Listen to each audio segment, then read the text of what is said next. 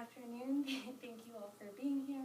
I really appreciate you coming out. This is an assignment that I have to do for my master's, and this is my the presentation of my master's action research project that I've been working on.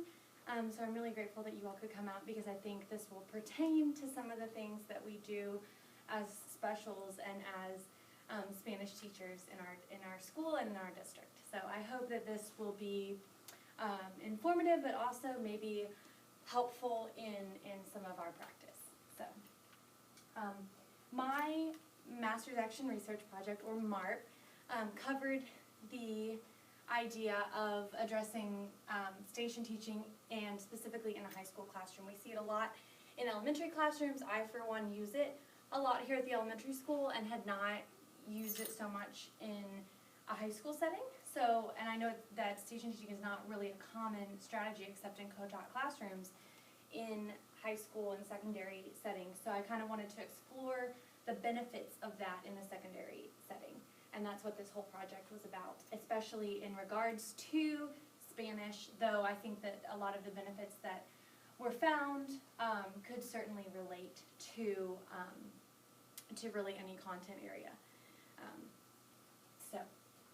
I started out by asking the question, what is the effect of differentiated station teaching in the high school classroom? So not just looking at random stations, but differentiating my stations. And I focused on my foreign language classroom, obviously, and used differentiated stations over the course of the research. The effects were that the small group instruction was really beneficial. Having my students in small focused groups was really helpful, and the intervention was really effective when it was targeted towards to a very specific content and less frequent. So doing it daily was really not ideal, and we'll get into that in a minute. And it also, I also found that it was important to provide more opportunities for independent work during the station time.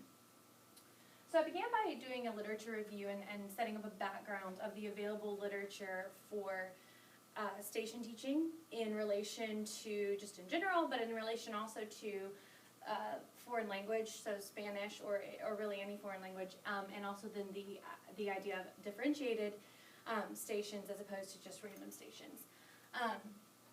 The first area that I focused on was implementing station teaching and what that entails. So one of the authors, Chapman, D'Souza, and Wyatt, discussed a shift in thinking from our traditional way of thinking to kind of having to focus on a more student-driven instruction. We also had to, as Ferguson and Green identified, that teacher-focused to student-focused instruction. I also identified that it was important to be a proactive planner and have a lot of planning in place and be very specific about the activities that were going to be included. They need to be meaningful and appropriate for what was being discussed, and also being aware of time constraints. Those were all ideas that the literature identified as being important in implementing station teaching. Another major idea from the literature review was the idea of station teaching and differentiated instruction kind of coming together. One of the authors identified that individual pacing was one benefit of being able to use it for differentiated instruction. It provided more opportunity for that, as well as more opportunity for individualized support for students who are struggling. The station teaching also provides enrichment opportunities for our advanced or higher performing students. And for all students, they're getting more interaction with the teacher because it's more individualized and personalized interaction instead of just whole class instruction. Much of the literature noted heightened engagement and less frustration among students, kind of showing a shift in behavior and attitudes toward learning. Another big idea that came from the literature review was that of language acquisition. I wanted to focus on that since I was doing this in the Spanish classroom. How is this going to pertain specifically to my content area? And some of the things I found in the literature were that it provides for more focused instruction, which is going to increase the amount of target language that the students are being exposed to, whether they are producing that language or they are absorbing that language through either reading or listening, or whether they're, again, producing it through speaking or writing. It also provides more meaningful dialogue between students and teachers, more meaningful interactions between everyone involved, and also to some extent between students and students.